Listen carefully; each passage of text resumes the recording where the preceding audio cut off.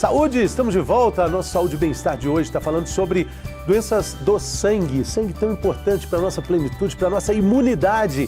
Nesse segundo bloco a gente recebe mais um hematologista. No primeiro bloco tivemos aqui uma aula da doutora Camila de Pádua, lá de Diamantina para o mundo. E agora temos o doutor Daniel Dias Ribeiro. Bem-vindo, doutor. Tudo bem? Tudo ótimo, Fernando. Obrigado aí pelo convite. Alegria nossa. Grupo Oncoclínicas aqui, nessa parceria junto conosco aqui, doutor. A gente falou muito no primeiro bloco sobre as doenças do sangue, falamos sobre leucemia, entendemos que leucemia não é uma única doença, né? É um conjunto de fatores, né? E aí, nesse bloco, a gente entra em algo muito específico do trabalho do senhor, que é a trombose. A trombose está relacionada com o sangue, com a circulação do sangue? Circulação do sangue. É legal isso, acho que ficou bem casado, porque assim, a gente teve um primeiro bloco onde a gente falou da parte sólida do sangue, né, das células. E quando a gente pensa em coagulação, a gente vai falar da parte líquida do sangue, né, do plasma, né, o sangue ele pode ser dividido dessa forma. E a coagulação, né, a gente tem um equilíbrio extremamente fino que faz com que a gente tenha... forme o coágulo no momento exato, no local exato e que seja capaz de diluir esse coágulo, né? Imagina, a gente tem uma lesão na paredinha da veia, que é um endotélio, a gente precisa de cicatrizar aquilo ali, a gente precisa de formar um coágulo ali, mas ao mesmo tempo a gente tem que tornar aquele vaso pérvio novamente. Então a gente precisa de dissolver. Toda vez que a gente tem um desequilíbrio em qualquer um desses processos, a gente pode ter uma tendência à formação de coágulo. E aí a gente vai ter uma trombose e vamos ter as manifestações clínicas relativas àquele local que foi obstruído por aquele coágulo. Se a gente imaginar ali o nosso corpo como estradas, grandes avenidas, ultra avenidas e também estradinhas de terra. Exato. Ali, né? Perfeito. E é um carro estragado, na estrada que dificulta a nossa circulação, né? E a trombose é uma doença extremamente frequente, né? Ela é uma doença que aumenta a incidência com a idade, né?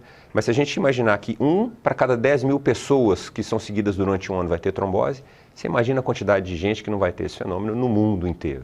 E a diferença entre trombose venosa e trombose arterial? Tem a ver com a estrada que a gente... Exatamente, né? É importante porque são doenças diferentes, elas têm alguns fatores predisponentes e desencadeantes incomuns, mas a grande diferença que a gente vai ter, enquanto nas doenças arteriais a gente vai ter muito cigarro, obesidade, sedentarismo, diabetes, hipertensão e dislipidemia como causas importantes, a trombose venosa a gente vai ter muitos processos inflamatórios ligados a isso, né?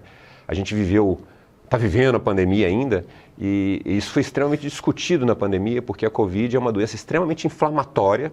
Então os pacientes que internam nas enfermarias e nos CTIs, especialmente nos CTIs, eles chegam a ter 30% desses pacientes chegam a ter trombose. E a trombose muitas vezes foi o mecanismo de morte. Foi não, né? É o mecanismo de morte para esses pacientes, né? Então, a doença venosa, ela está muito relacionada com processos inflamatórios que a gente vive e com coisas do dia a dia, né? Imagina, anticoncepcional aumenta a incidência de trombose, gestação aumenta a incidência de trombose, um gesso na perna que te leva a ficar imobilizado aumenta a incidência de trombose. Então, viagens longas? Viagens longas, especialmente de avião, viagens acima de 8 horas de avião, a gente tem um aumento da incidência de trombose. Então, é muito frequente.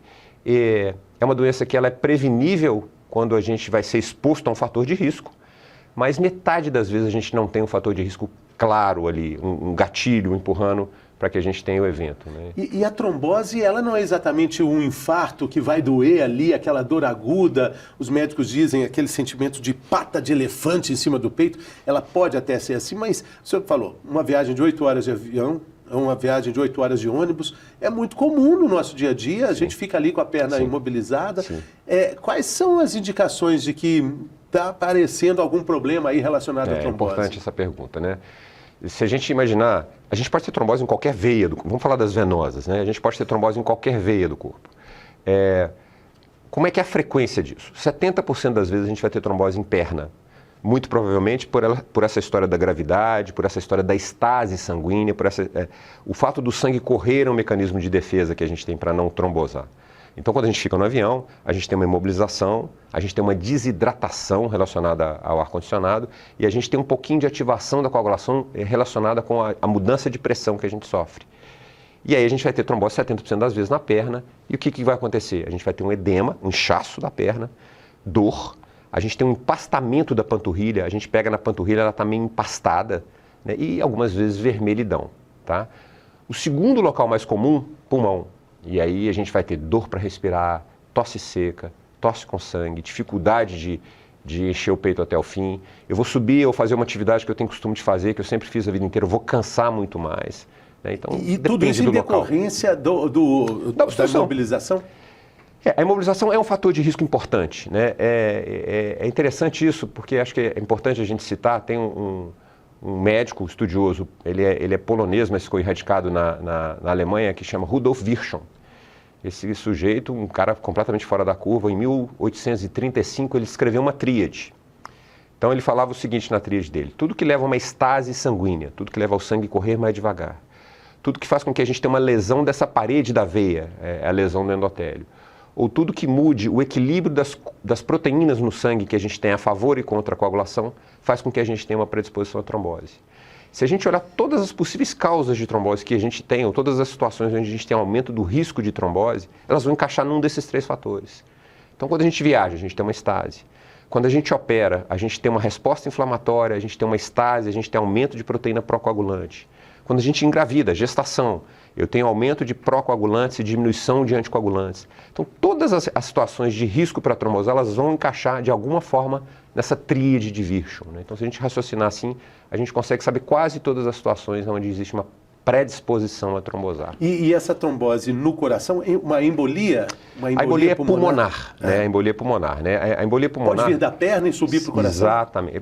Para o pulmão. Ela vai para o pulmão. Para o pulmão, na verdade. Mas a gente tem essas duas hipóteses. A gente tem uma primeira hipótese. 70% das embolias, a gente vai ter uma trombose na perna também. Mas 25 a 30% das vezes esse trombo vai começar no pulmão. Né?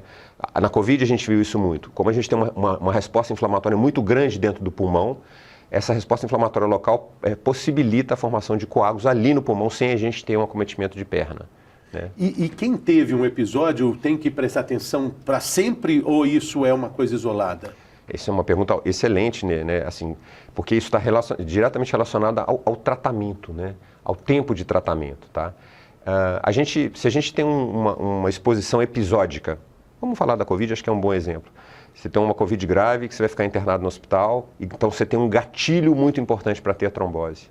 Muito provavelmente você vai tratar de 3 a 6 meses aquele evento, e a sua chance de recorrência desse evento vai ser muito pequena, porque você teve um gatilho muito preciso ali. Mas a gente tem pessoas que nascem com uma tendência a ter trombose, que elas têm um desequilíbrio nessas proteínas da coagulação que predispõe elas a trombosar. Em algumas situações a gente não pode parar de tratar, porque se ela teve um evento, ela vai ter uma chance de recorrência tão grande que justifica a gente manter o tratamento, né, por um tempo indeterminado. E talvez essa seja a grande questão hoje que a gente tem no tratamento da trombose, é por quanto tempo tratar. Né? A gente sabe como tratar, a gente sabe com que droga que a gente vai usar, e a gente tem que tomar uma decisão no 3º, no 6º mês de tratamento, quanto a essa questão de estender ou não o tratamento baseado no risco de recorrência que o paciente tem. Porque o tratamento, se a gente fala da questão física, voltando aí para a estrada, né, um sangue mais grosso deveria ou precisaria ficar com mais fluidez. Ele muito fluido também pode escorregar na estrada, né, doutor? Então o tratamento tem que ser analisado nesse ponto também? É exatamente esse o equilíbrio. A analogia é legal nesse sentido, né? O que a gente usa para tratar? A gente usa um anticoagulante, né? Então a gente faz com que um mecanismo fisiológico que a gente tem e de defesa que a gente tem, que é da coagulação, funcione pior, de forma que eu não volte a fazer o coágulo. Mas na hora que eu uso um anticoagulante, qual é o efeito colateral principal, mais temido, mais importante que a gente tem? O sangramento. Então, se eu estou coagulando de uma forma mais lenta ou mais devagar, eu tenho uma tendência a sangrar, eu posso ter uma predisposição a sangrar. E é essa a balança que a gente faz. A pergunta é qual é o risco de recorrência do paciente versus qual é o risco que o paciente tem de sangrar associado à anticoagulação. Porque ele pode machucar. Você sabe que o machucado, Fernando, até preocupa a gente pouco, né? Assim, os machucados, os cortes, os pequenos traumas, a gente consegue colocar um gelo, a gente consegue comprimir. Mas a gente vai ter, apesar de muito raro, graças a Deus, e as drogas estão cada dia melhores nesse sentido, os sangramentos que preocupam a gente são sangramentos do sistema nervoso central, né? Porque pode ser catastrófico, é como se você tivesse um sangue derramando dentro do cérebro, né? E aí nós vamos ter diversas disfunções relacionadas ao tamanho que esse sangramento tem.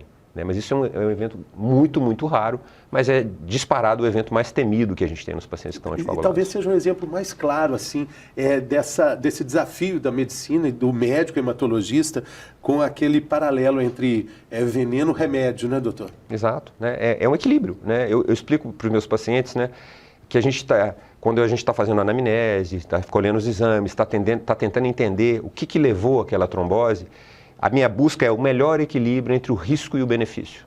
Né? Eu preciso de estratificar cada um dos pacientes quanto ao risco de recorrência da trombose, cada um dos pacientes quanto ao risco de sangrar associado ao anticoagulante, para medir qual é o pior, qual é o melhor, e oferecer para o paciente o tratamento mais seguro, né? Que pode ser o não tratar. O mais seguro pode ser o não tratar. Deixar o corpo... Pode ser o não tratar. O próprio corpo resolver. Exato. Agora, com relação aos cuidados que a gente deve ter na profilaxia, na prevenção, a questão da trombose, falamos aí de viagens longas, né? Estamos chegando perto do mês das férias, né?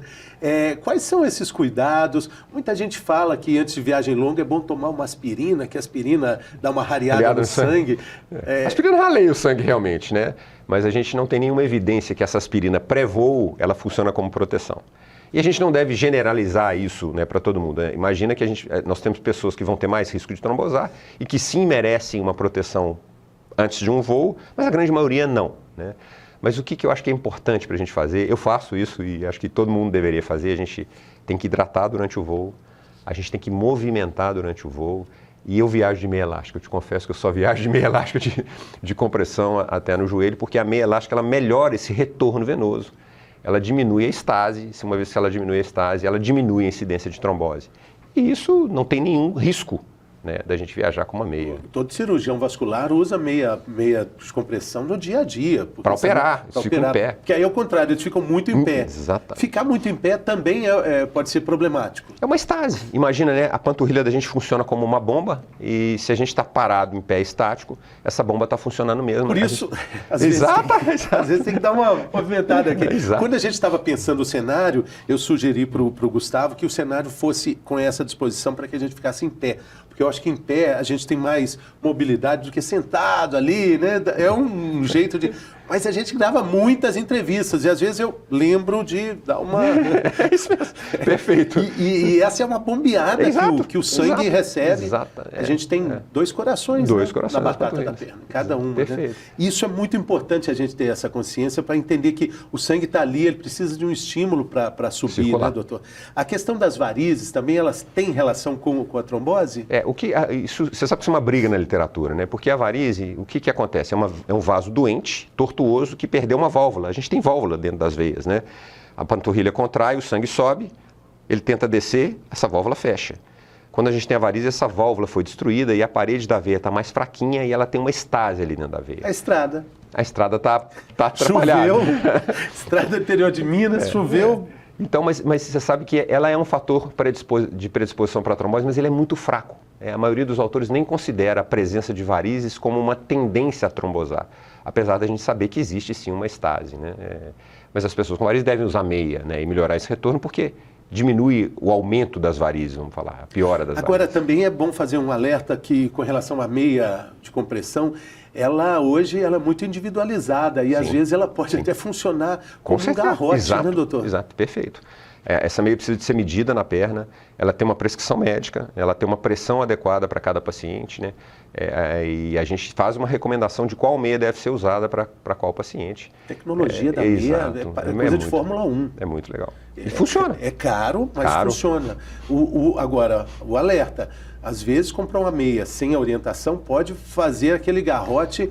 E aí você vai ter estase. Você vai ter trombose. Não é trombose. Mas você vai ter estase, o sangue não vai subir.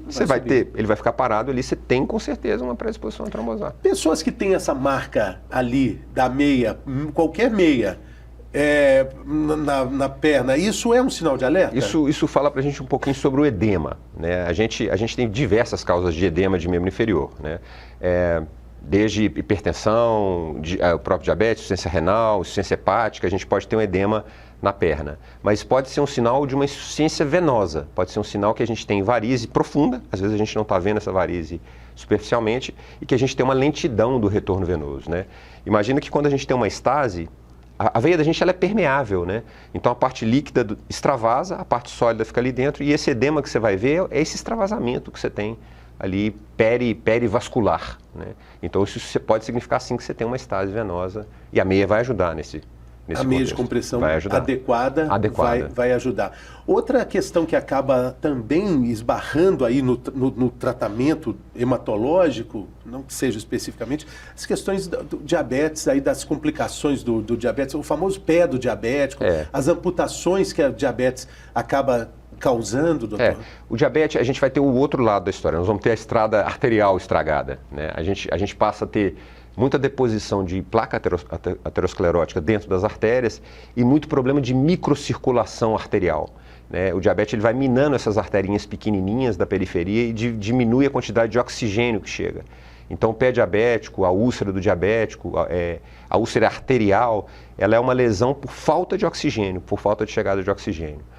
A diabetes é um pouquinho diferente, porque apesar da gente usar muitas vezes o ácido acetilsalicílico, né, que é um antiagregante plaquetário, que ele atrapalha um pouquinho a formação do coágulo, o controle glicêmico é o que é o fundamental para a gente evitar que os diabéticos cheguem lá.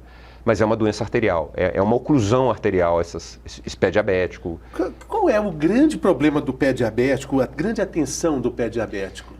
São os cuidados para não machucar, né, Fernando? Assim, você tem que ter um bom controle do diabetes e cuidado para não ter lesão nesse pé, porque a sua cicatrização vai ser pior por não chegar o oxigênio que deveria chegar ali naquele local. E ele, muitas vezes, perde a sensibilidade? Perde a sensibilidade. Você imagina, você está tendo... Mas aí é uma neuropatia, né? A diabetes ainda tem um acometimento de neurônio ali local pela doença também que diminui a sensibilidade dos pacientes. Além do paciente não perceber o sangramento ali no teador, não ter a sensibilidade, o trauma, esse sangue também ele não vai coagular? Ele não chega onde ele deveria chegar para oxigenar aquele tecido que precisa de ser restaurado. E aí você não restaura o tecido, você passa até as úlceras, né? A gente tem úlceras venosas também, né, de estase venosa, que tem uma fisiopatologia parecida com isso. A gente estava conversando antes da gravação, falando da relação de trombose e lúpus, embora Sim. o lúpus seja uma doença ligada à área da reumatologia.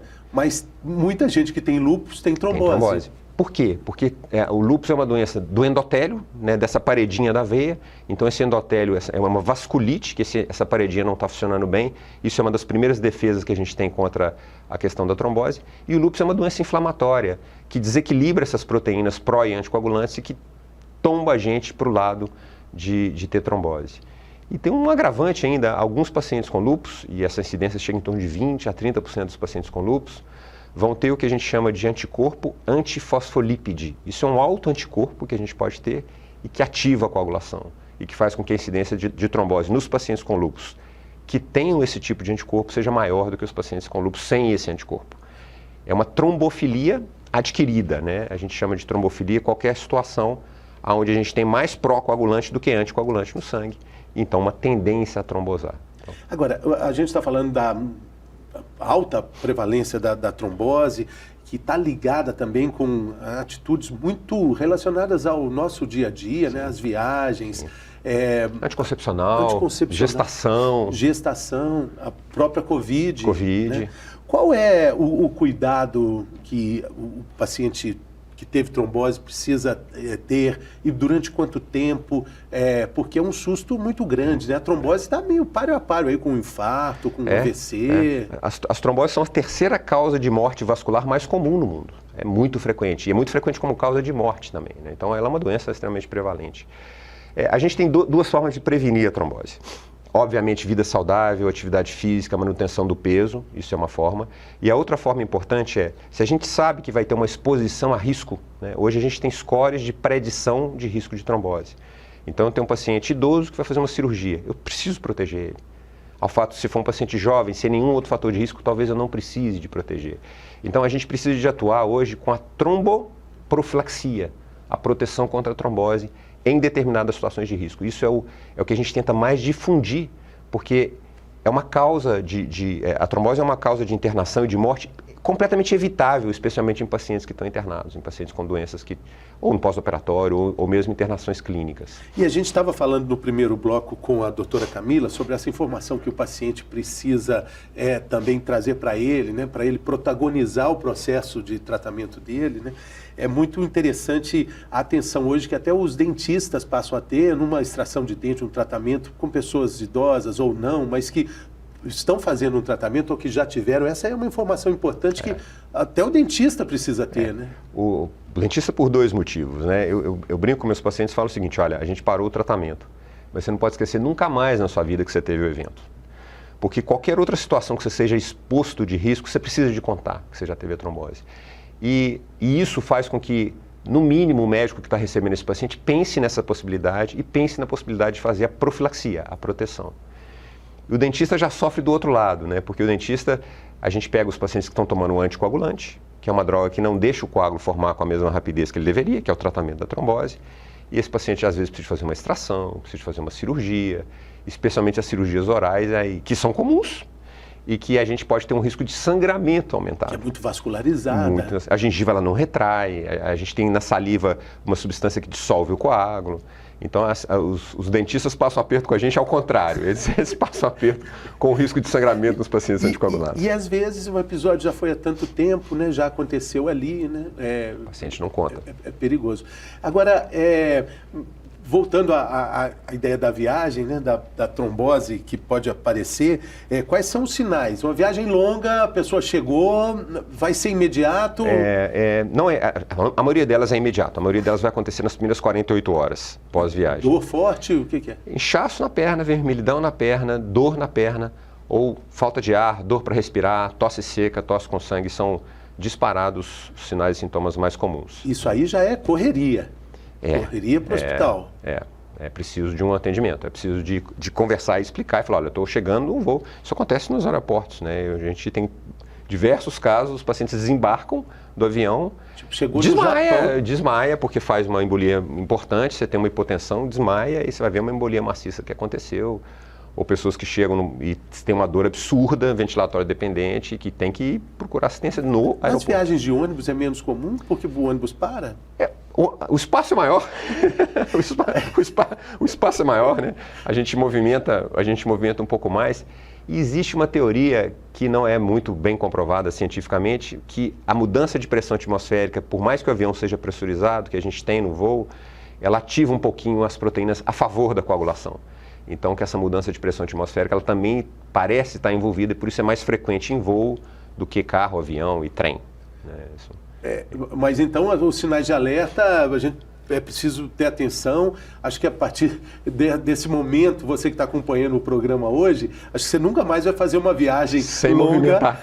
Sem se movimentar. Nem que seja esticar ali, incomoda um pouco o cara que está na frente ali, mas é para o bem, né? Para o bem da saúde, né? Porque isso pode fazer a diferença. Fernando, mexer a panturrilha no voo, né? Você está fazendo com um mecanismo de bomba ali. Mexer a ponta do pé lá e... Qual é a duração crítica, assim, recomendada? A partir de 2, 3 horas? A partir de 4 horas a gente já tem uma incidência de risco de trombose aumentada, mas ela é importante acima de 8 horas, né?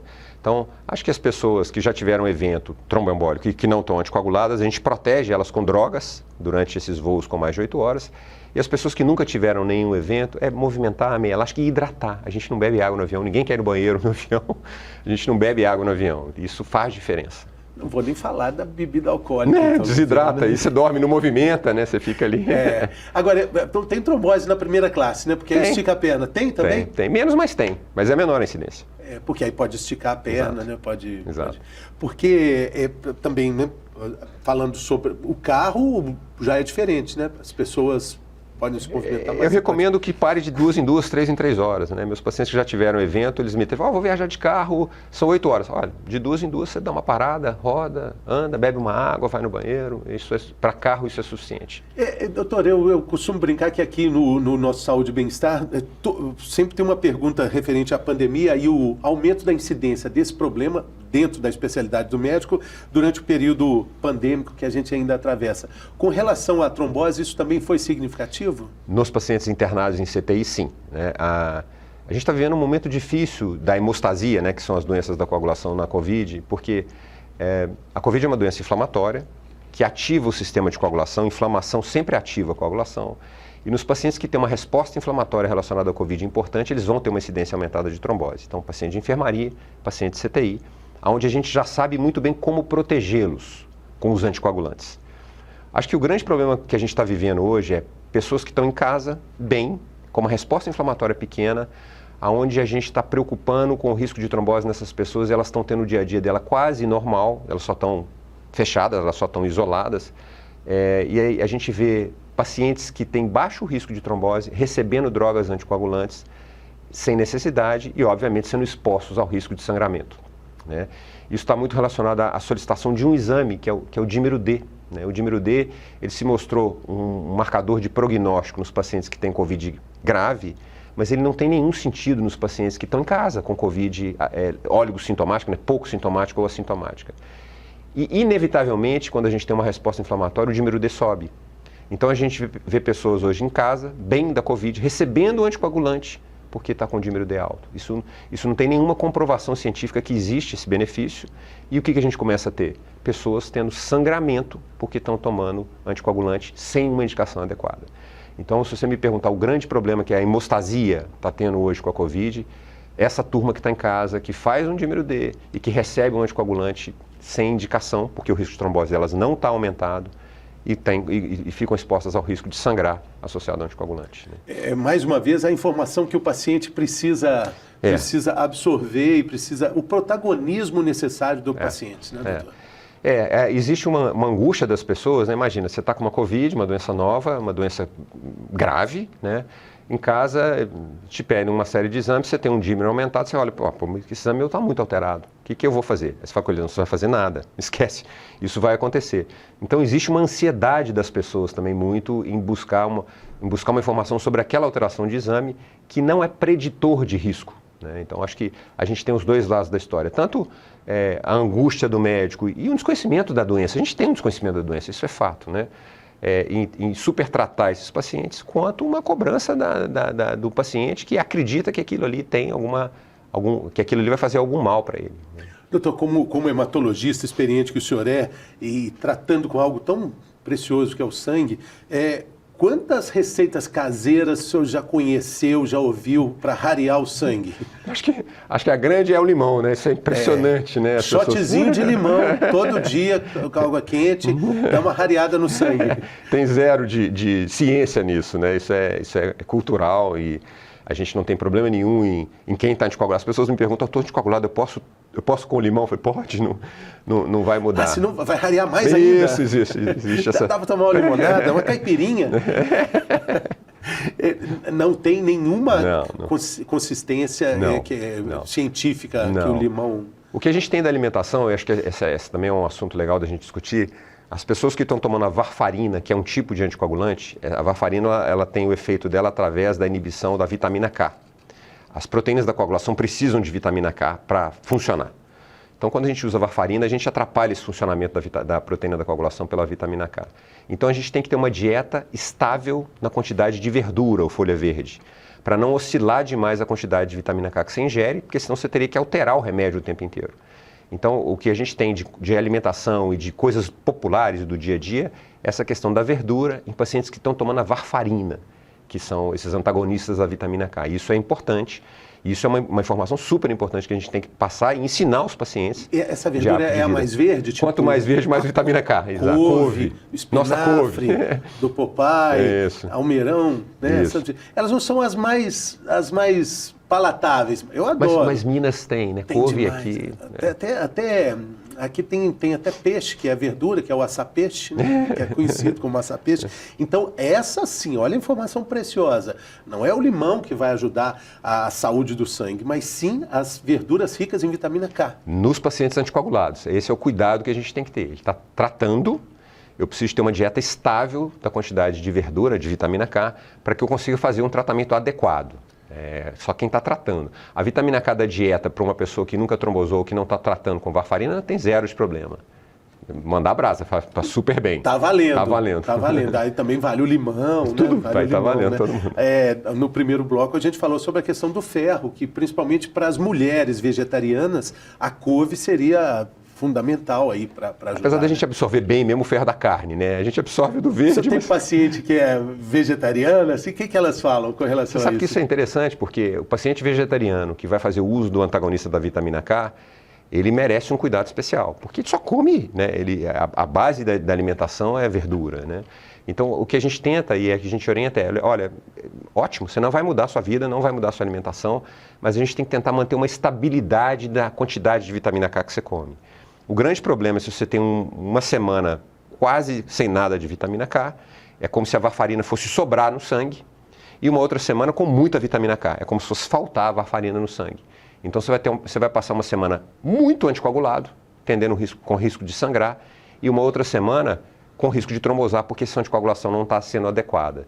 Então, o cuidado com o vegetariano é só essa estabilidade, né? A gente sofre mais com as crianças, né? Porque a gente tem que anticoagular a criança, muitas vezes. É mais raro a trombose em criança, mas a gente tem. E aí o menino, você conseguir fazer com que a dieta seja mais estável, é complicado.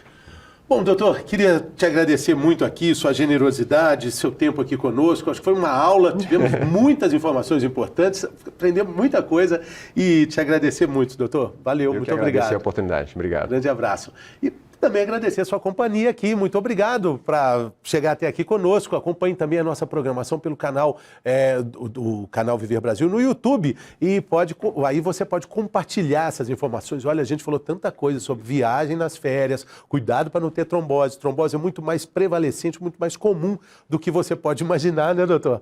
E aí você compartilha aí com o máximo de pessoas que vão utilizar muito bem essa informação. Muito obrigado pela companhia. A gente volta no próximo Saúde e Bem-Estar. Até lá.